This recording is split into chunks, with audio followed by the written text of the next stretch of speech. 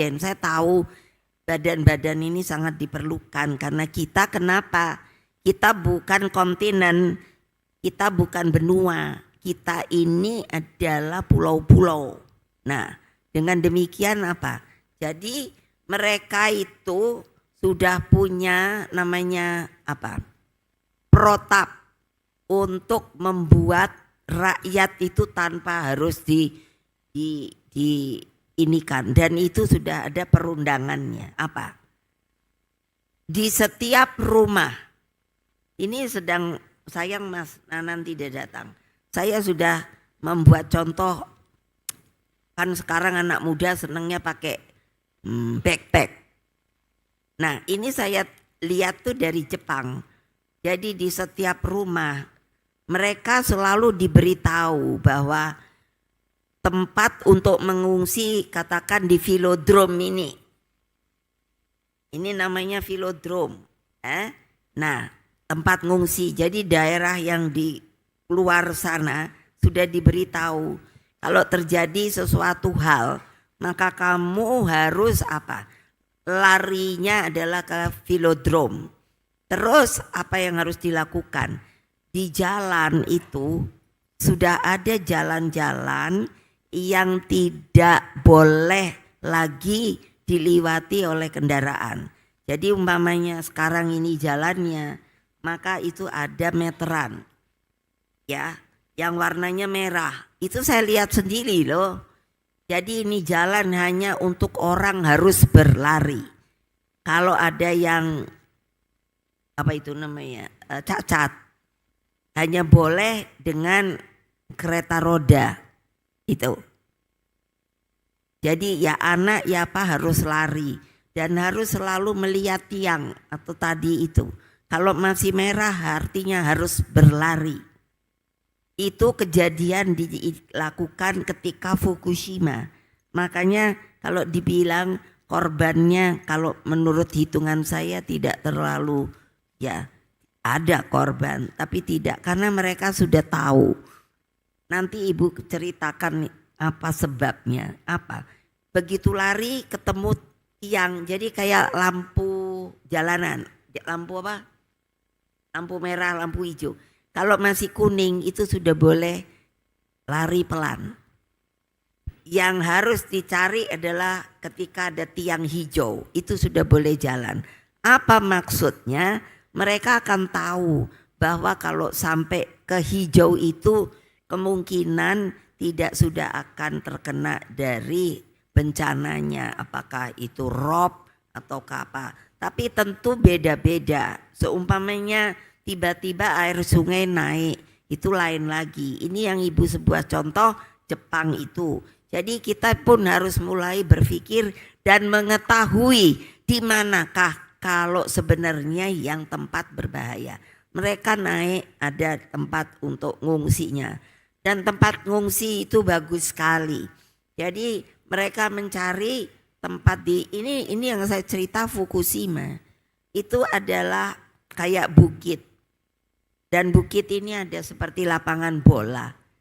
Jadi mereka itu punya ada gudang kecil untuk apa? Kalau kejadian itu mereka pasang seperti benda besar. Nah masa kita ndak bisa? Ya makanya ini diingat loh. Jangan sampai kalau kejadian kalian terus bingung. Awas loh. Bukannya saya minta untuk ada kejadian lagi. Ini kan semua Gusti Allah. Nah orang kita kebanyakan mikirnya gini. Kalau udah diomongin gini, alah ibu tuh cerewet. Padahal ini bencana, ini kan bencana alam pemberian Allah. Iya lah, tapi kalau udah kejadian nggak pusing, ayo. Nah makanya ini namanya antipasi untuk mitigasinya. Nah itu, nah ini yang terakhir. Jadi kalau ini rumah kamu, tempat untuk berlari ke sini itu di luar sana ada pintu, maka satu keluarga harus punya backpack. Nah ini saya bilang nanti ini namanya tas siaga bencana. Jadi apa? Di situ adalah keperluan untuk 3 hari. Why? Karena saya berpikir ya kalau bantuan segera datang. Jadi kamu ketika lari ke tempat ngungsi itu yang sudah diberitahu melalui yang tadi merah, kuning, hijau itu. Jadi siapa tahu kalau belum datang kamu bisa punya persediaan sendiri. Tentu baju kamu, lalu ini ada obatan segala yang pribadi-pribadi. Nah kalau bisa itu boleh 3 hari itu untuk cari Kanada apa namanya ya, kaleng yang bisa santap langsung makan tuh Kak, apa ya, ada ya, ada kan? Hah? Apa? Utuh. Saya pernah lihat ya. Ada kaleng itu udah komplit maksudnya, jadi tinggal dibuka. Yombo masih ada apa enggak?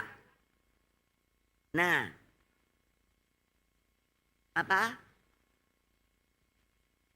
Bukan bilang Mbak ini jangan dulu ngomong enggak mau atau mau, ini supaya tidak kelaparan, makanya urus itu. Kaleng itu harus ada di dalam backpack. Ini persediaan pertolongan pertama, SOS. Kalau kamu udah ada, ngerti apa tidak? Kalau nggak ngerti ngomong. Nanti ibu pula disalahkan, dikasih makanan kaleng. Bukan, ini masuk ke dalam tas ini. Why? Karena apa? Kalau di Jepang dibuat sirine. Sirine pertama, saya tuh pernah ngalami. Lagi makan hoka bento sama anak-anak. Tahu-tahu kok bunyi sirine pertama. Lah saya padahal udah dibilangi teman saya orang Jepang. Kalau ada sirine itu kita mau nggak mau harus segera pergi. Saya pikir itu baru pertama toh. Saya udah mau berdiri. Saya lihat orang Jepangnya masih makan. Untung ada teman Jepang. Enggak, nanti dulu tuh baru pertama. Yang harus kita tunggu yang kedua. Yang kedua bunyi wing wing wing wing wing wing wing wing wing wing. Mulai mereka berdiri bergegas menunggu yang ketiga. Kalau yang ketiga enggak nguang wing. Wing. Ngerti apa tidak? Kupeng ini diajarin, tidak ada lagi, semua harus keluar. Nah tapi kan kalau di restoran, ya toh. Nah urusan gini gimana, orang ini ada di rumah, betul apa enggak? Kalau masih sempat nelpon, dan orang rumah juga semuanya udah pasti tahu, karena melalui telepon, mesti pergi. Ini saya lihat ketika pengadaan yang Fukushima itu luar biasa, saya bilang kapan Indonesia bisa gini. Nah orang saya aja minta sama pemerintah daerah, Mbok ya kamu kalau daerahnya itu udah ada mungkin kemungkinan ada bencana itu, Mbok pasang ini tanda seperti itu. Alah kadang saya sampai sebel. Ya uangnya kan gak ada, waduh mati dah gua. Lah tahu kentongan apa enggak? Di daerah kamu yang lain apa namanya saya nggak tahu. Apa?